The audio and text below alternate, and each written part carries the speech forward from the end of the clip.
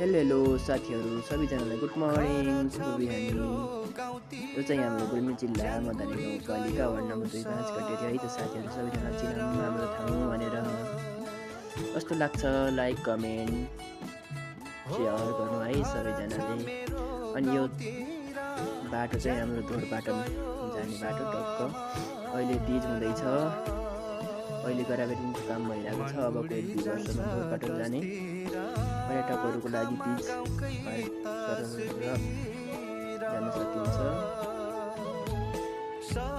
अनि यो बाटो पिच भइसकेपछि ढोरपाटन जाने पर्यटकहरूको लागि चाहिँ एकदम सुविधा हुन्छ।